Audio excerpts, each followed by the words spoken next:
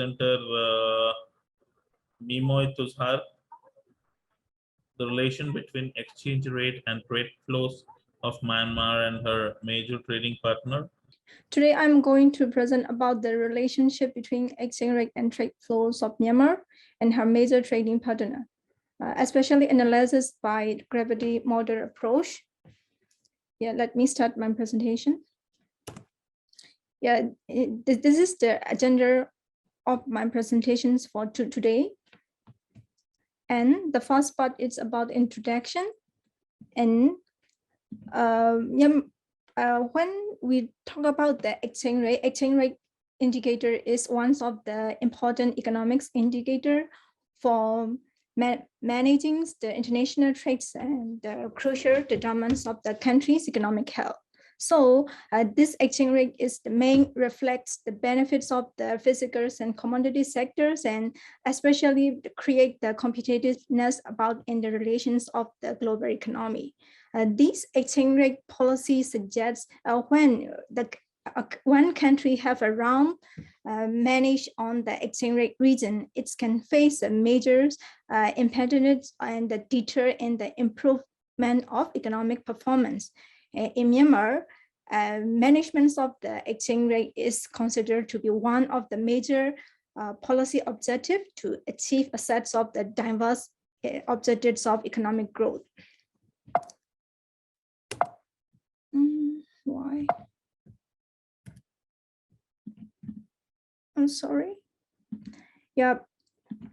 This is, I would like to little bit explain about the exchange rate condition in Myanmar. In Myanmar, Myanmar faced the very big exchange rate problem in the very previous century before the economics reform, especially the reforms on the exchange rate policy. In this period, Myanmar faced two parallel exchange rate problem, and this line is shown for the fixed exchange rate, and this another line is shown for the market exchange rate. In this fixed exchange rate is only activate in the government and public sector, and actually in the real world only active with the this parallel exchange rate. This rate between these two rates are different from over 200 times. This is the rate from the black markets, and most of the private sector is run on this rate.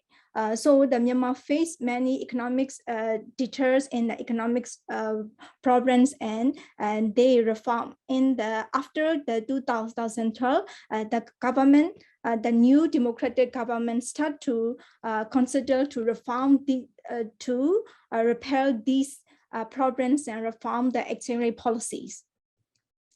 And after the reforms of the exchange rate policy, these two rates are unified. And in this research, would like to find out this reform of the exchange rate problem may have the impact on the economic growth.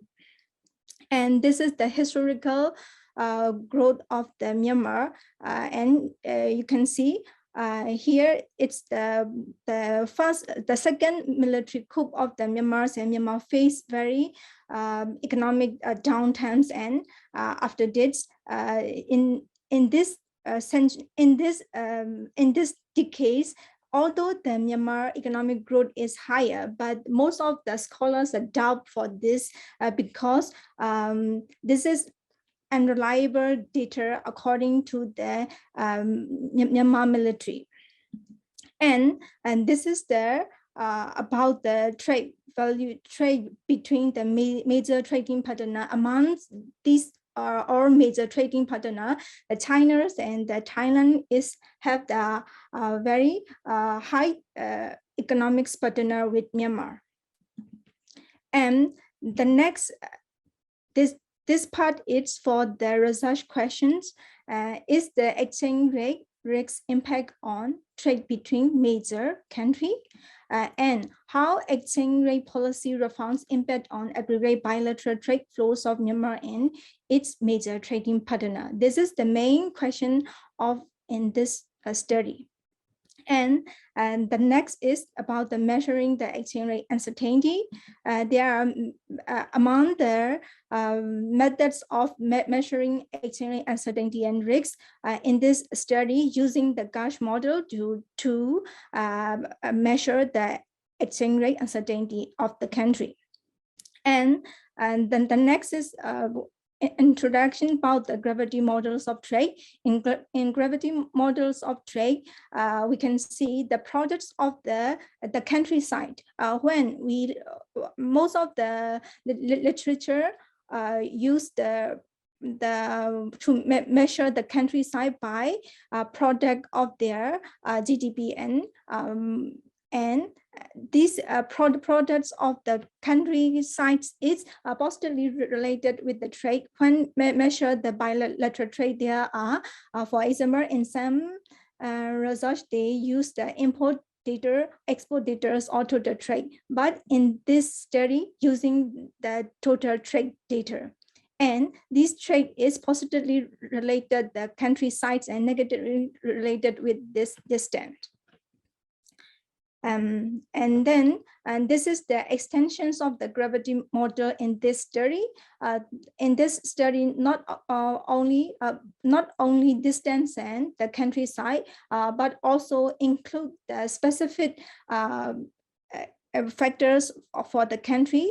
This is how exchange rate volatility, the exchange rate risk is impact on the trade flow between country. And this DPR is stand for the policy reforms by using the dummy variables.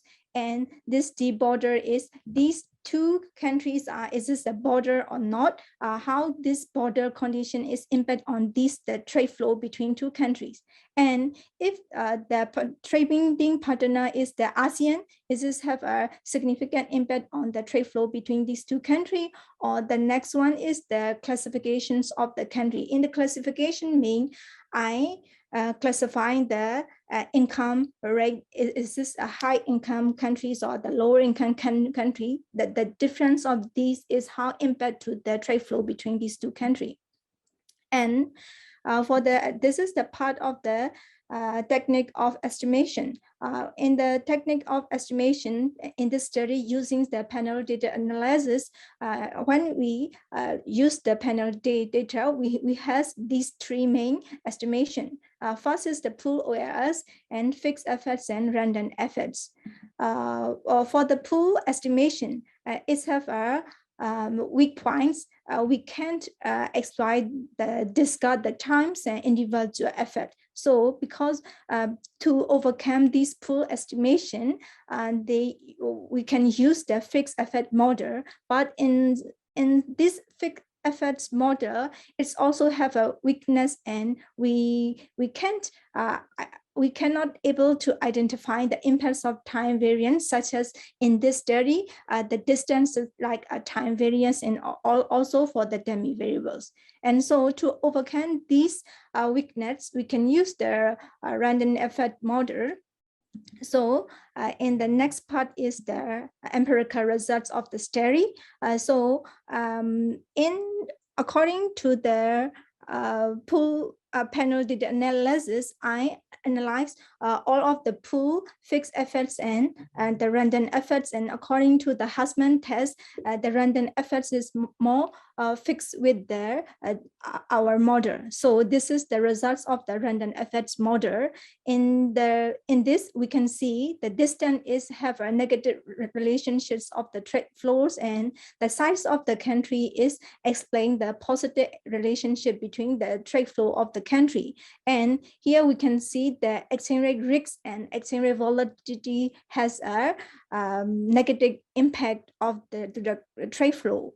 And after the policy reform, is this the policy reform impact to the trade flow between the country? According to the result, we can find out this policy reform is the policy reform has a positive impact to the trade flow between the country. And is the country, the trading partner is members of ASEAN, and the trade flow between these two countries may have their positive relationship. And if these two countries has a border condition, it may have a positive relationship between the trade flows of these two countries. Also, if the partner country is high income level country, its impact to the trade flow between these two countries positively.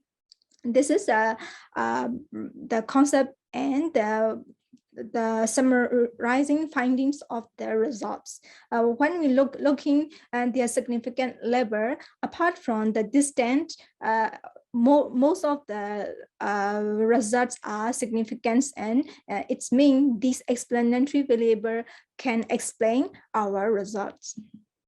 So for the conclusion part, Myanmar faced the various of policy mismanagements, and among them, the exchange rate policy is one of the significant, which deter the economic activities of the country.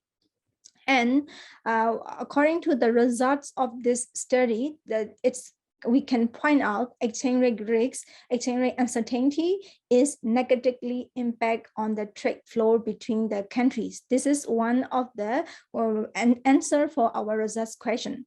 And the next point is the exchange rate policy reforms has positive effect on the trade volume between countries.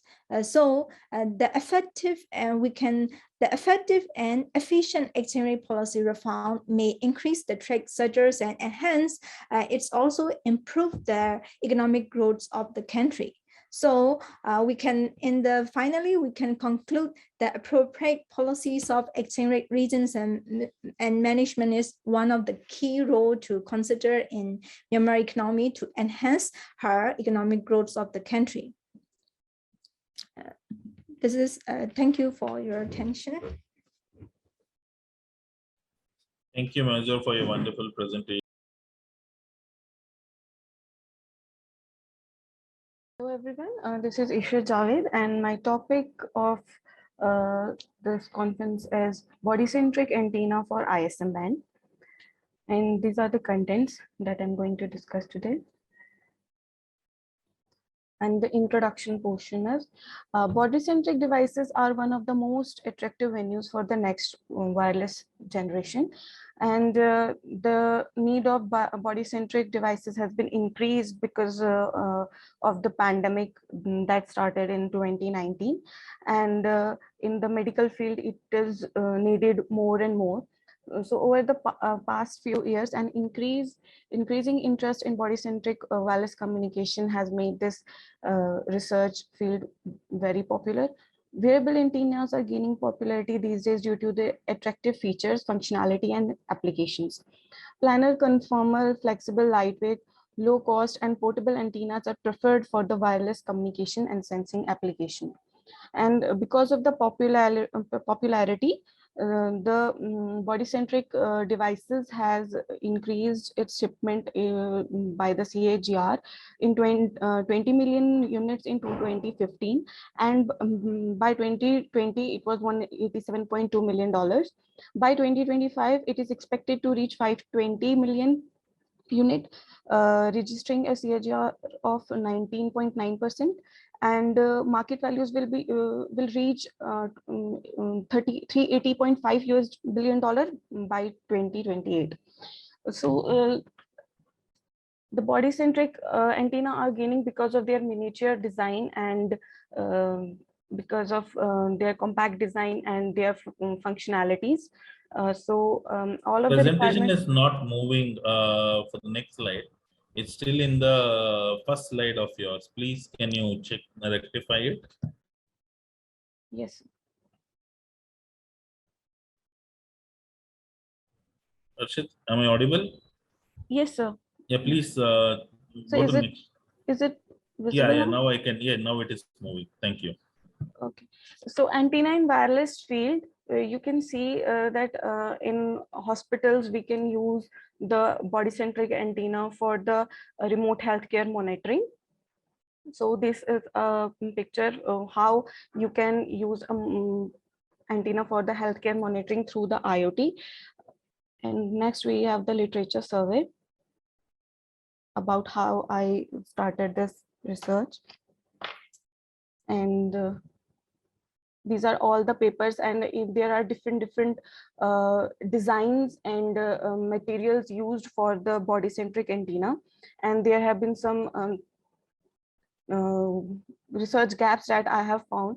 So there's always a decrease in efficiency as the gap between the body and the antenna is 0 to 1 mm, and also the gain increases with more than 4 mm. So we have to work on the on body and off body communication between the antenna and the body. And also the efficiency is less because of power storage region. We need more power so that we can use the devices for more time.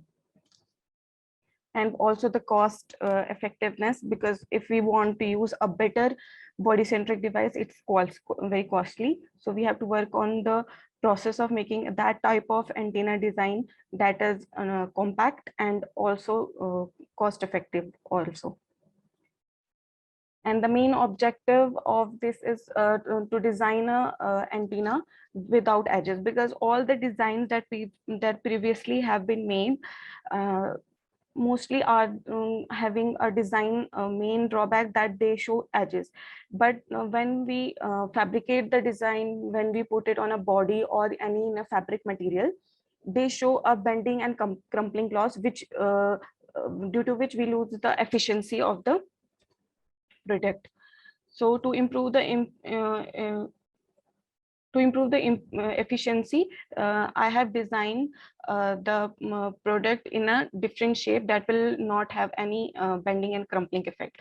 So all of this I am designing on a software CST Studio, and it's basically a highly performance 3D electromagnetic analysis software package for designing, analyzing, and optimizing electromagnetic components and systems.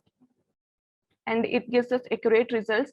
So we don't have to directly fabricate the device. We can design and work on the results also, so that we can get better and better results. So then we can fabricate also. So my design was firstly on a base of a leaf that shows a little bit resemblance with a elliptical shape. So these were the two leaves that I considered, apple tree leaf and oblong leaf. The apple tree leaf, when I designed it, it showed a little bit the edges, but the oblong leaf showed the perfect shape of an elliptical. So proposed design on a software is, the software used is CST that I already have said, and I have created a leaf shape with the use of elliptical shaped cylinder. This substrate is that I'm using is RT Rogers, and also I have made two designs on this, and the other design is with different property, and that is FR4 and that is lossy. The patch of the antenna that is elliptical in shape is copper annealed, and the rectangular strip line that is a feed line is attached to a waveguide port. The ground is placed after aligning the plane, and for that we'll get a better result and efficiency. These are the two designs that I have worked on with different materials. First, you can see the antenna design with RT Rogers 5880 substrate, and the antenna design with FR4 substrate. In this, we can see the elliptical shape created. Substrate is also aligned, and it has there's a difference in feed line also. For the software design, we can see for the RT Rogers, the dimensions is 5043 into 0.708 mm in thickness, and its dielectric property is 2.2, and height of substrate that we are using here is 0.508 mm. So the patch that we have used in this RT Rogers, as you can see, its dimensions are 23 mm and 20 mm for transmission field. But if you see the whole circular area, it is 47.40 mm and length is 40.21 mm. So we have created a slot in a ground plane in this design because we needed a better result for the S11 parameter, and it is mostly working on the 2.5 gigahertz. This is the software design for the FR4. We have also created a rectangular slot in this, and these are the dimensions. Like 4.4 is the directly constant of FR4, and height is 1.57 mm, and the dimension is 36.51 mm, and length is 28.25 length. The ground plane has also, that I already said, and it is also working on the ISM band of 2.5 gigahertz. And these are the results of the S11 that I got from the FR4 lossy structure. And you can see I did a variation in the dimensions of I did a variations in dimensions of this rectangular slot, and with this I got a very different S11 parameters, but the best one that I got, which had a good bandwidth, was S11 that got a minus 21 dB result at a 2.512 gigahertz. So its whole broad bandwidth is of 100 gigahertz. So this graph shows the FR4 substrate. And these are, you can see the whole S11, how many times I have done.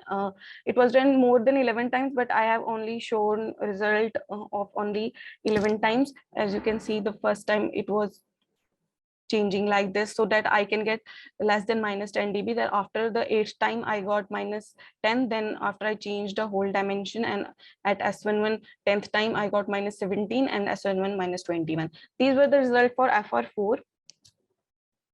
These are the parametric result for the RT Rogers that I got S11 minus 17.59 dB at the 2.47 gigahertz.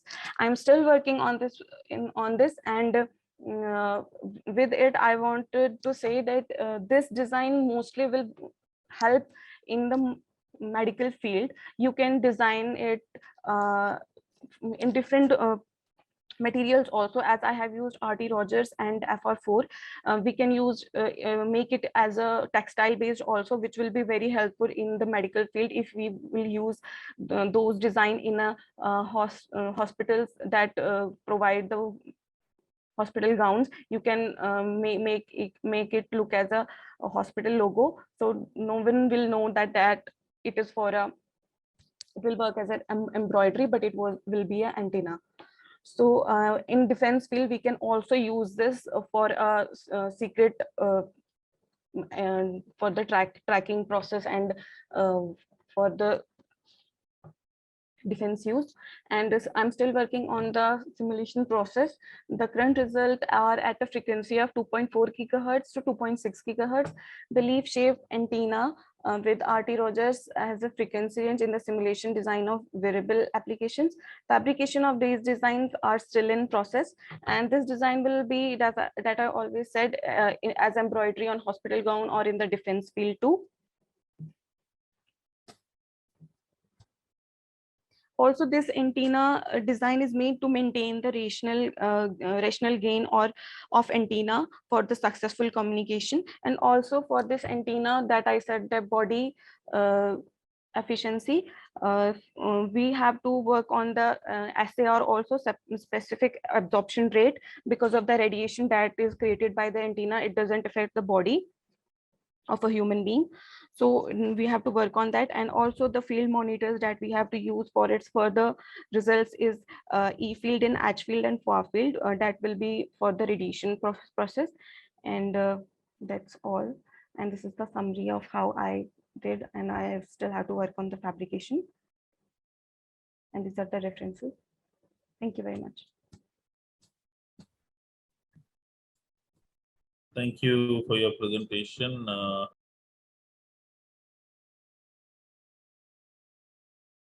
Good afternoon, everybody, and the conference coordinator. I'm going to ask now to share my screen. And then yes, we're able to see the screen, ma'am. Thank you. Okay, so I'm going to put it in. I'm just putting it in presentation mode. This is part of Marika van Zyls' PhD studies that has been completed in the meantime.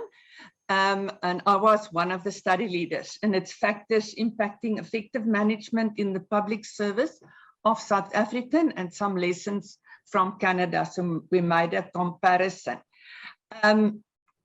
So the roadmap for this presentation is I will share with you the introduction, then the literature review, a very bit on the research method, because it is quite detailed in the presentation, and then just on the results and discussion. Now, in this PhD study, this part is part 1 of the study. अब मैं leave कर सकती हूँ, यहाँ पे बड़ों की चल रही है. Sorry? There's somebody speaking. Hello? Can you hear me? Yes, yes, ma'am. Please go ahead. I can hear you, ma'am. There was an interruption. Okay. So with this study, we focused on management within the public service of South Africa. I'm not sure if everybody present is aware of all the different delivery issues and protests that we have, as well as there was now a commission looking at corruption, and specifically in the government. But with every corruption of government, you need a private partner who is then sharing on that. So we look at business management, financial management, governance, people management, and skills. And there's substantial evidence, as I have indicated, of ineffective management within the public service, and then more specifically within South Africa. So the aim of this research, and this is part 1 of the PhD study, is to determine the critical success factors required for effective management in the public service of South Africa, and then also to incorporate a few lessons learned from the public service of Canada, which seemed to have a very good record.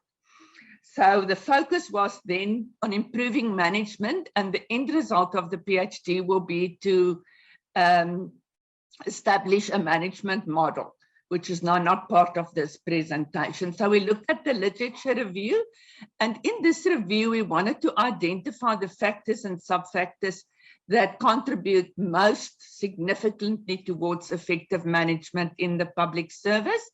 And we identified 5 critical success factors. Under business management, we touched on the strategic aspect, then service delivery, which we call in this country batu pele, and then management successes, commitment, and then the whole issue, because of the corruption, public money and trust, which is a huge, huge problem currently in the country. And then we also focused on financial management, governance, people management, skills management, and then we look at the management accountability model in Canada. Now, for public service to work, we need the public, which is the client and the citizens, then the public servants, which is then the service employee, and the batu pelu is then that good service delivery.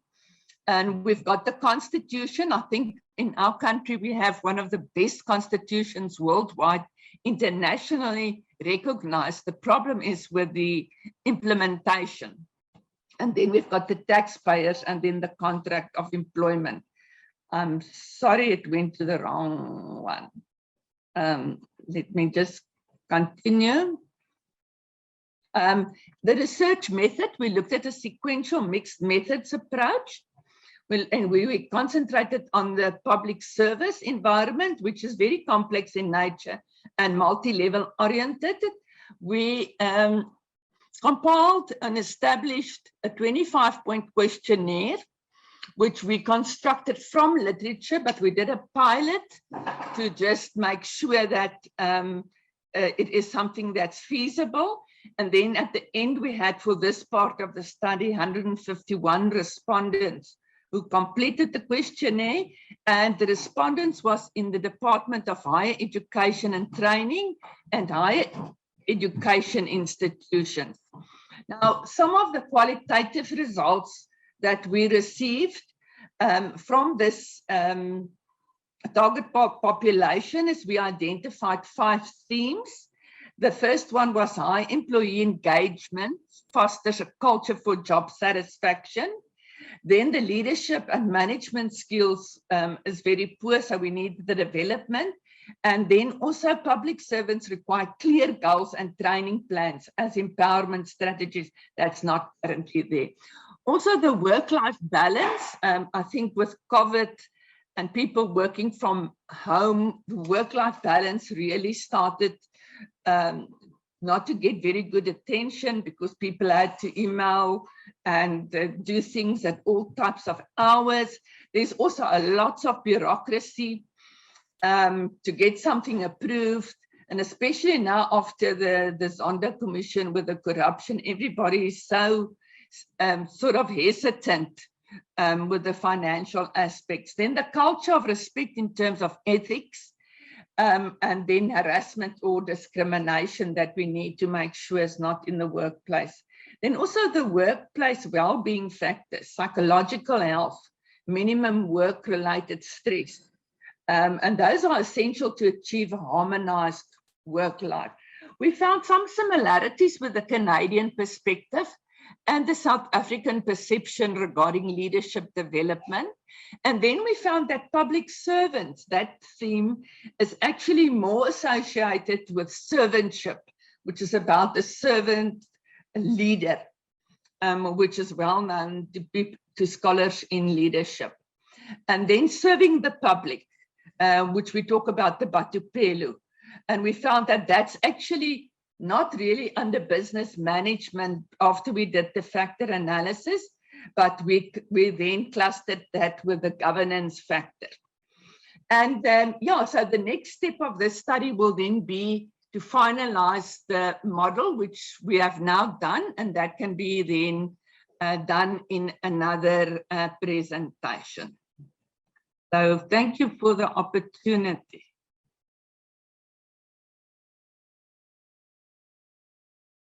Everyone, my name is Mariam, and I am a lecturer working in the School of Civil Engineering at the University of Leeds, and I'm mainly working on water and environmental engineering topics, but I also have some background on particle characterization and mechanics of powders as well. So I try to combine my knowledge in particle characterization and environmental engineering to do my research.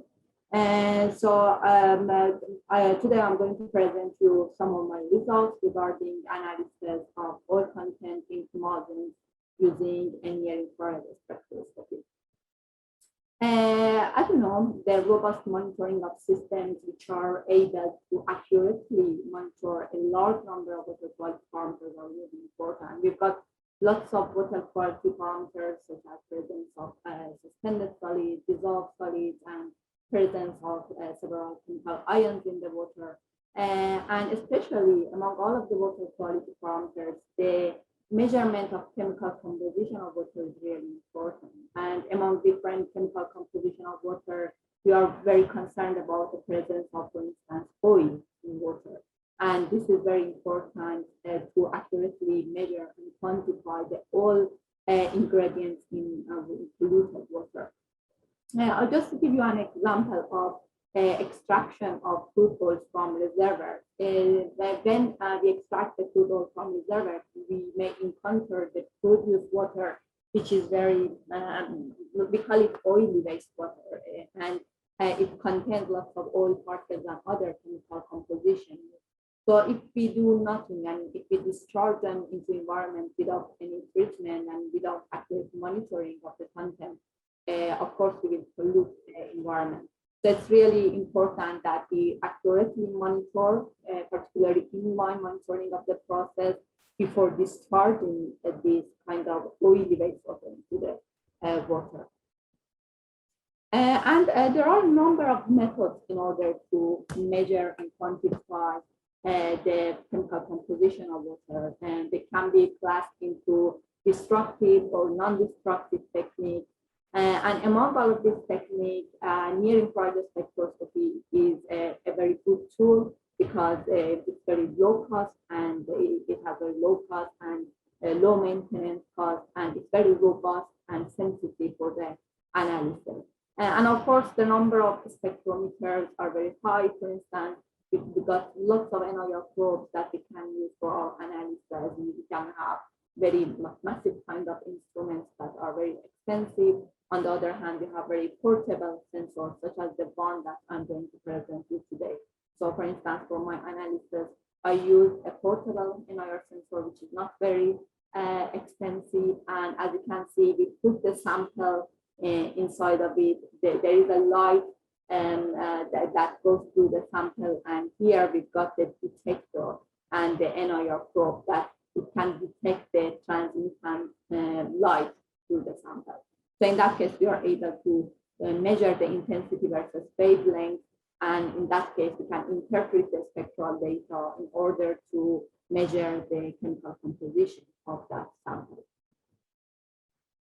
So the objective of my research was to use this near-infrared spectroscopy for the analysis of crude oil emulsion. And my particular attention was on estimation of minor ingredients in water. So to do so, I prepared several API drawings. And on the other hand, I prepared the mixture of crude oil and surfactants and alcohol. And then I tried to add the API drawing slowly to the mixture of oil and surfactants and etc.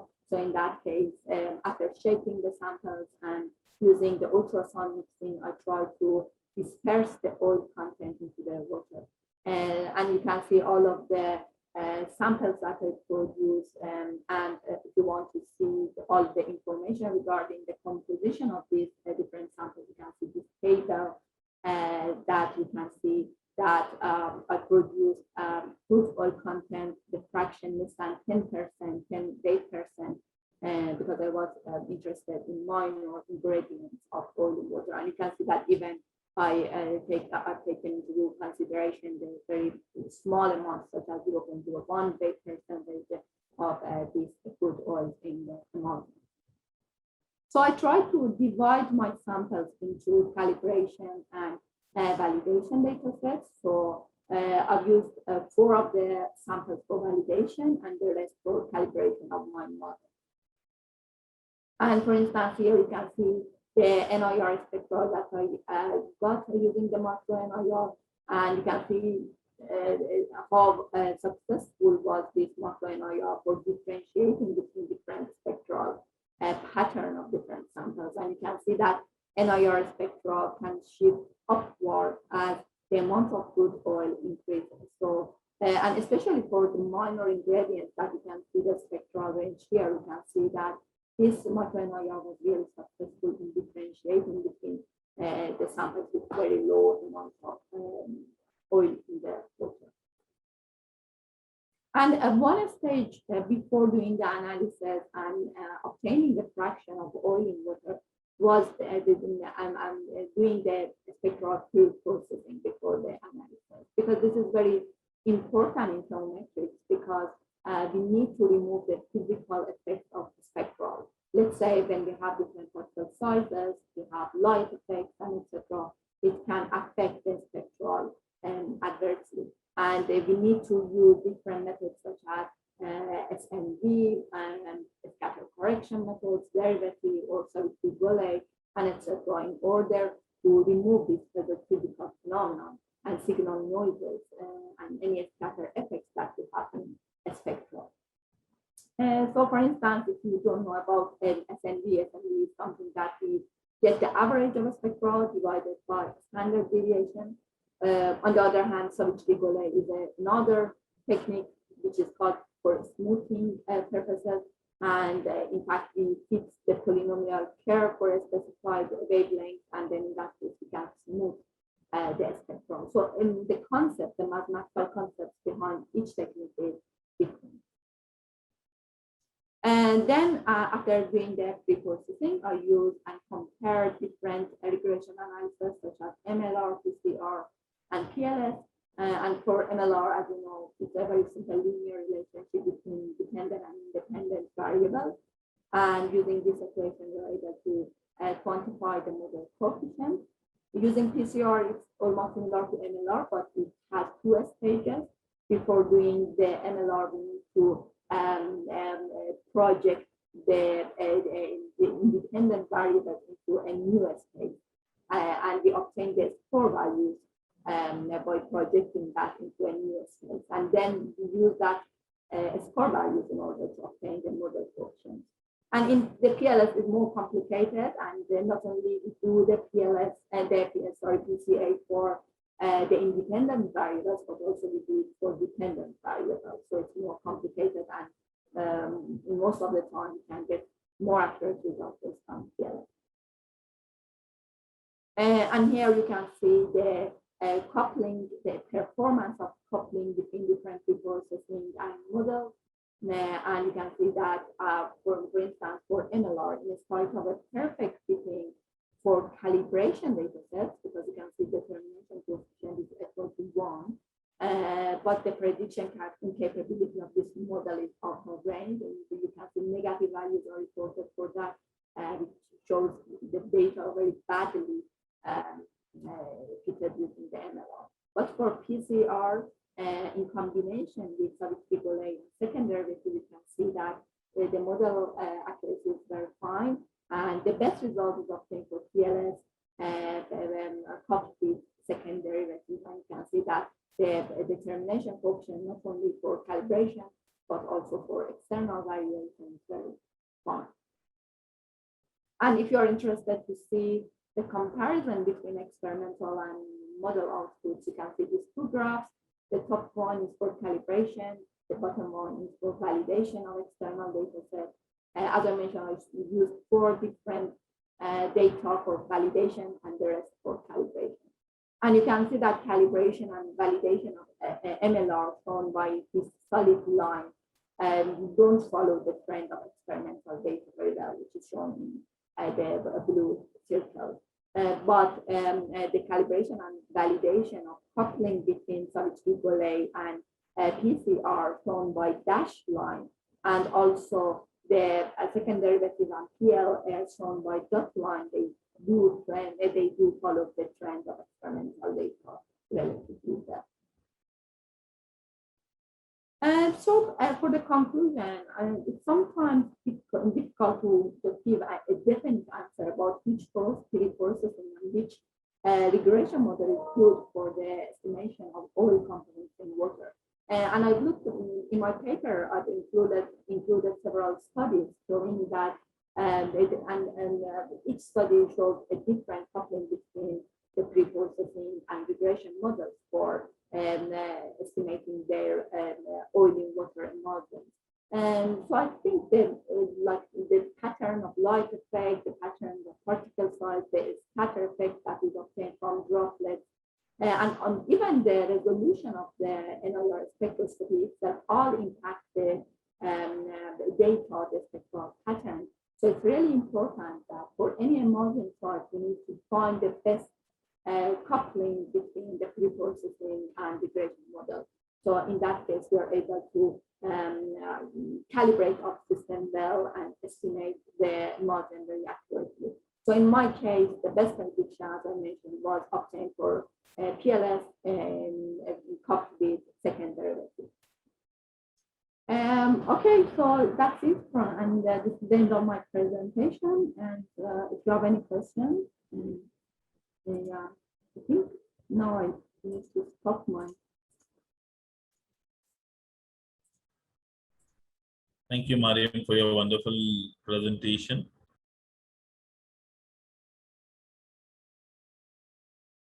The paper of ours.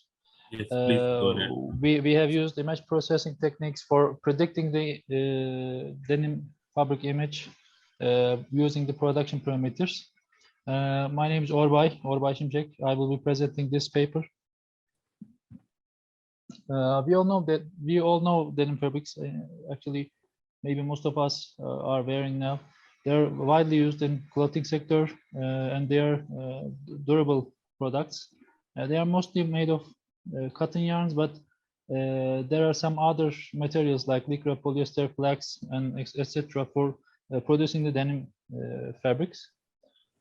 So while denim fabrics are being produced, there are 2 types of yarns: warp yarns and weft yarns. Warp yarns are mostly dyed yarns that give the color to the fabric, and weft yarns are non-dyed yarns, and they are the yarns that put the fabric together when they are weaved together. And there are a number of applications which affect the visuality of the fabrics. There are some weave sets like 1-to-1, 1-to-2, etc. The image shown here is showing us a 1-to-2 weave set. As you can see, there are two warp yarns on top of one weft yarn, and this is how weaving process is completed and fabric is produced.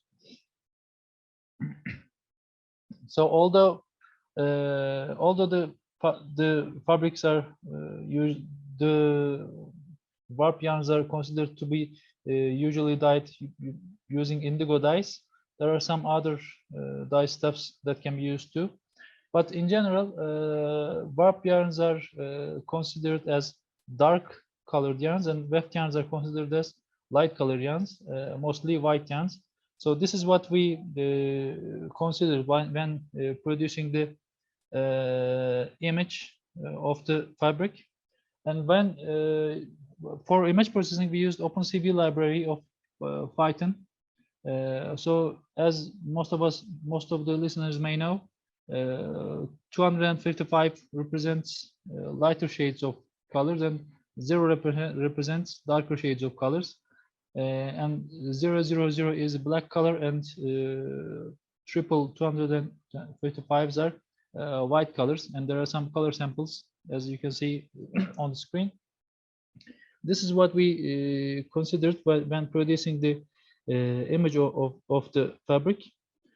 And there are many image processing applications that we can run into. What we used in this approach is the image generating algorithm. We used a mathematical model for generating the image of the fabric. So there are also some studies that we have run into that can detect the quality of the product, but instead of detecting them, we have chosen to create the estimated visual of the fabric. So we focused on production parameters, and the x-axis and y-axis of the image was considered to represent x-axis and y-axis of the denim fabric. And for predicting the model, we have used some parameters which are the weft thread number, warp thread number, knitting type, knitting direction, and row weft density. These are the 5 parameters that we have used for predicting the image. So the idea was if our warp thread number is high, then this means that our warp yarn is very thin. If the warp thread is low, this means that warp yarn is very thick, and this is what we took into consideration. If the warp number is high, then we use less pixels for showing this image. But if the warp number is low, we use more pixels for showing the image. And for knitting direction, we examined the Z and S directions of the fabric using the microscopic images that we have taken from the production. And this is how we got the idea of the final looks of the fabric image. So this is the simple image that we have taken into consideration. There, as I've said earlier in the presentation, warp yarns are the dark ones, and weft yarns are the white ones on each pixel. So if it's a 2-to-1 weaving, then as you can see, when weft yarn is going beneath the warp yarns, then the warp yarns are being seen by our eyes. And if the web yarn is above the warp yarn, then we see the white pixel, which is the web yarn itself, by our eyes. So this was taken into account while creating the production image.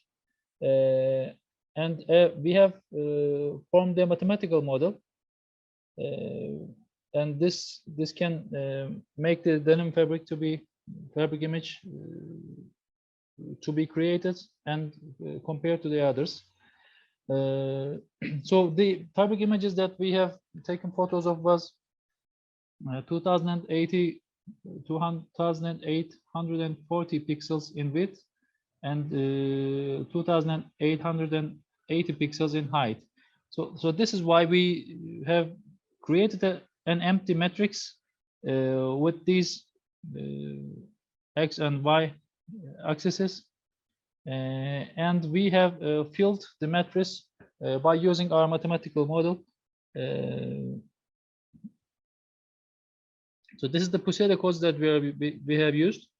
We first define all the X and Y numbers of the weft and warp pixels, and we create them by considering their thread numbers.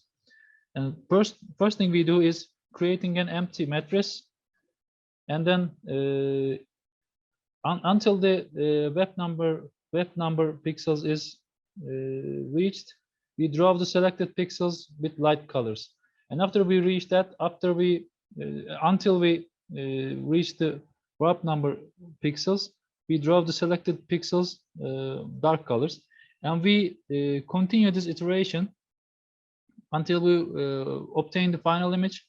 And if the weaving direction is S, this means that the fabric is on the S direction. So we flip the image horizontally for creating the image in the S direction. And after all the things we do, the visual seems too artificial. And for getting rid of this artificial effect and to adding a natural look to this artificial looking image, we change some pixels to dark color, because when the fabric is being dyed, when the fabric is being produced, some weft yarns get some colors from the warp yarns because of their friction between themselves. And this is what we have taken into consideration, and we have changed some pixels to dark color for creating a better looking image. So this is what we have reached in conclusion. We have taken some parameters, the weft number 18, warp number 10, weft density 20, weaving type 3:1, and weaving direction is Z. And we have created a predicted image, and on the left is our predicted image of the fabric, and on the right is the original fabric image that we have taken photo of. There are some similarities, but the angles are looking different because as you can see, the knitting looks a bit more angled, and this is because of the angle we have taken the photos in. So this is why we have put the images together to see it better. And as you can see, actually our angles on the fabric are the same as the angles of the original image. There are some little changes between the images, and this is because the fabrics originally are also being washed, but this is the image. This image of ours is an image of a fabric before being washed. So there's only a little difference between the images, but we can say that we have predicted the knitting angles and the density of the warp and weft images, warp and weft yarns in the fabric. And as a conclusion, we could see that we can predict the image, and we can predict the knitting angle. We can predict all the other stuff using the production parameters. What we can add to these approaches, including color of the denim, maybe another approach for carrying the study to the further level. And we also would like to add to this paper the washing of the fabrics. If we can add these two in our future studies, this will make us predict the fabric visuals better. So this is my all my presentation. Thank you for listening. Thank you for your time. And if you need anything. Thank you for your wonderful presentation.